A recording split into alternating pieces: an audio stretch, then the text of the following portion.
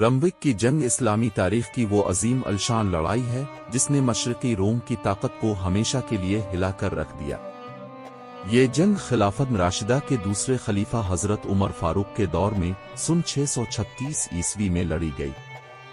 یرموک کا میدان دراصل شام کے علاقے میں واقع ایک دریا کے قریب تھا جہاں یہ فیصلہ کن معرکہ رونما ہوا۔ اس جنگ میں ایک طرف اسلامی لشکر تھا جو ایمان، تقوی اور اللہ پر بھروسے سے لیس تھا۔ دوسری طرف رومی سلطنت کی فوجیں تھیں جو تعداد میں مسلمان فوج سے کئی گنا زیادہ تھیں۔ مسلمانوں کی قیادت عظیم سپہ سالار حضرت خالد بن ولید کے ہاتھوں میں تھی۔ حضرت خالد کو سیف اللہ کے لقب سے جانا جاتا تھا، یعنی اللہ کی تلوار۔ رومی فوج کا کمانڈر ایک تجربہ کار جرنیل تھا جسے اپنی فوج کی تعداد اور سامان پر بڑا غرور تھا۔ مسلمان فوج کی تعداد اندازنہ 30,000 کے قریب تھی۔ رومی فوج کی تعداد 1,00,000 سے بھی زیادہ بتائی جاتی ہے۔ دونوں فوجیں کئی دن تک ایک دوسرے کے سامنے صف آرا رہے۔ مسلمان سپاہیوں کا جذبہ ایمان اور جہاد فی سبیل اللہ سے لبریز تھا۔ رومی فوج میں مختلف قوموں کے سپاہی شامل تھے، لیکن وہ مقصد اور اتحاد میں کمزور تھے۔ حضرت خالد بن ولید نے جنگ سے پہلے مسلمانوں کا حوصلہ بلند کیا۔ انہوں نے کہا کہ یہ جنگ اسلام اور کفر کے درمیان فیصلہ کن ہوگی۔ مسلمان صحابہ نے اپنی جانیں نچھاور کرنے کے لیے عزم کر لیا۔ اس لشکر میں کئی جلیل القدر صحابہ موجود تھے۔ رومیوں نے اپنی فوج کو کئی حصوں میں تقسیم کیا تاکہ مسلمانوں کو گھیر سکے۔ حضرت خالد نے اپنی صف بندی نہایت حکمت و دانش سے کی۔ انہوں نے گھڑ سوار دستے کو ایک جانب چھپا کر رکھا تاکہ موقع پر حملہ کر سکے۔ جنگ شروع ہوئی تو رومی فوج نے اپنی تعداد کا زور دکھانا چاہا۔ مسلمانوں نے نہایت صبر و استقامت سے ان کا مقابلہ کیا۔ ایک وقت ایسا آیا جب مسلمانوں پر دباؤ بڑھ گیا۔ حضرت خالد نے اس وقت اپنے گھڑ سوار دستے کو حملے کا حکم دیا۔ یہ حملہ رومی فوج کے لیے غیر متوقع تھا۔ مسلمان گھڑ سواروں نے دشمن کے پہلو پر کاری ضرب لگائی۔ رومی فوج کے صفوں میں بھگدڑ مچ گئی۔ مسلمان سپاہیوں نے تکبیر کے نعروں سے فضا کو گونجایا۔ اللہ اکبر کی صداؤں نے رومی فوج کے دلوں میں لرزہ طاری کر دیا۔ حضرت خالد بن ولید خود گھوڑے پر سوار ہو کر دشمن کے بیچ جا پہنچے۔ ان کے وار اور بہادری کو دیکھ کر مسلمان اور بھی جوش میں آ گئے۔ جنگ کئی دن تک جاری رہی۔ ہر دن مسلمان اپنی استقامت اور قربانی کا نیا باب لکھتے۔ حضرت ابو عبیدہ بن الجرہ اور حضرت عمرو بن العاص بھی اس لشکر کے اہم کمانڈر تھے۔ ہر صحاب اپنی جان ہتھیلی پر رکھے لڑ رہا تھا۔ مسلمان خواتین بھی جنگ کے قریب موجود تھیں تاکہ زخمیوں کی مدد کریں۔ جب کوئی سپاہی پیچھے ہٹنے لگتا تو خواتین اس کو غیرت دلاتی۔ یرموک کے میدان میں ایمان کا جوش ہر طرف دکھائی دیتا تھا۔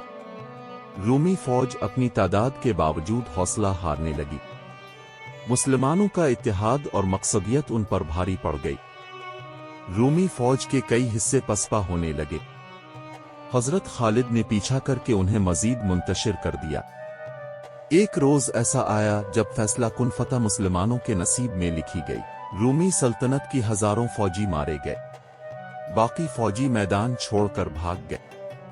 یرموک کی فتح نے شام کے دروازے مسلمانوں کے لیے کھول دیے۔ رومی سلطنت کا غرور خاک میں مل گیا۔ اس جنگ کے بعد مسلمانوں نے شام اور فلسطین کی سرزمین کو فتح کیا۔ یرموک کی فتح اسلامی فتوحات کا سنگ میل بنی۔ یہ جنگ صرف تلوار کی طاقت سے نہیں بلکہ ایمان کی قوت سے جیتی گئی۔ حضرت عمر مدینہ میں تھے۔ انہیں جب اس فتح کی خبر ملی تو سجدہ شکر ادا کیا۔ انہوں نے اللہ کا شکر ادا کیا کہ اسلام کو یہ عظیم کامیابی نصیب ہوئی۔ یرموک کی جنگ نے دنیا کو دکھا دیا کہ ایمان کی طاقت کس قدر غالب ہے۔ اس جنگ میں مسلمانوں کی شہادت بھی عظیم تھی۔ کئی معروف صحابہ نے اپنی جان اللہ کی راہ میں قربان کی۔ مسلمانوں کے خون سے یرموک کی زمین سرخ ہو گئی، لیکن وہ خون اسلام کے چراغ کو اور روشن کر گیا۔ رومی فوج کے جرنیل اپنی شکست پر حیران تھے۔ انہیں یقین نہیں آ رہا تھا کہ کم تعداد والے مسلمان جیت گئے۔ یرموک کی جنگ نے اسلامی سلطنت کو وسعت دی۔ یہ جنگ دراصل ایک عالمی انقلاب کا آغاز ثابت ہوئی۔ مسلمان فوج نے نہ مال غنیمت پر نظر رکھی نہ دنیاوی عزت پر۔ ان کا مقصد صرف اللہ کی رضا اور اسلام کی سربلندی تھا۔ یرموک کی فتح کے بعد رومی سلطنت شام سے پیچھے ہٹ گئی۔ مسلمان فاتح بن کر دمشق اور دیگر شہروں میں داخل ہوئے۔ شام کے لوگ بھی اسلام کی عدل و انصاف کی حکومت کو پسند کرنے لگے۔ یہ جنگ تاریخ کا وہ موڑ تھی جس نے مشرق اور مغرب کا نقشہ بدل دیا۔ رومی سلطنت جو صدیوں سے غالب تھی اب پسپا ہو رہی تھی۔ اسلامی لشکر دنیا کے لیے انصاف اور ہدایت کا پیغام لے کر آیا تھا۔ یرموک کی فتح آج بھی ایمان والوں کو حوصلہ دیتی ہے۔ یہ جنگ بتاتی ہے کہ مومن کبھی تھوڑی تعداد سے نہیں ڈرتا۔ اگر نیت پاک ہو تو اللہ مدد فرماتا ہے۔ یرموک کے مرکے میں صحابہ کی قربانیاں قیامت تک یاد رہیں گی۔ یہ جنگ تاریخ کا روشن ستارہ ہے۔ یہ مرکہ صرف ایک فوجی کامیابی نہیں بلکہ ایک دینی انقلاب تھا۔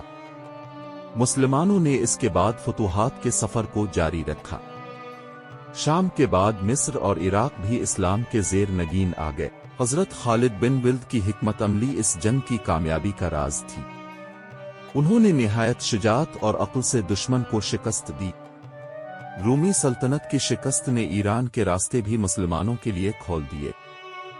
یرموک کی فتح نے اسلام کو عالمی سطح پر طاقتور بنا دیا۔ یہ جنگ اسلام کے غلبے کی نوید تھی۔ اس جنگ میں خواتین کی بہادری بھی تاریخ کا حصہ ہے۔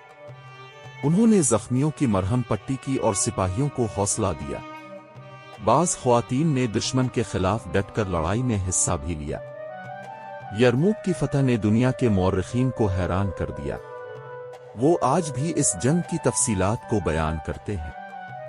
مسلمانوں کی شجاعت اور عزم کو سب نے تسلیم کیا۔ یرموک کی جنگ نے مسلمانوں کو اتحاد کی طاقت سکھائی۔ یہ سبق دیا کہ اگر مسلمان متحد ہوں تو کوئی طاقت انہیں شکست نہیں دے سکتی۔ یہ جنگ قیامت تک کے لیے مسلمانوں کے لیے مثال ہے۔ یرموک کا مرکہ تاریخ اسلام کا سنہری باب ہے۔ یہ جنگ بتاتی ہے کہ ایمان والے کبھی جھکنے والے نہیں۔ اللہ کی نصرت ان کے ساتھ ہوتی ہے۔ یرموک کی فتح ایمان، قربانی اور اتحاد کی جیتی جاگتی تصویر ہے۔ یہ جنگ ہمیں یاد دلاتی ہے کہ مسلمان دنیا کے لیے عدل و انصاف کے سفیر ہیں۔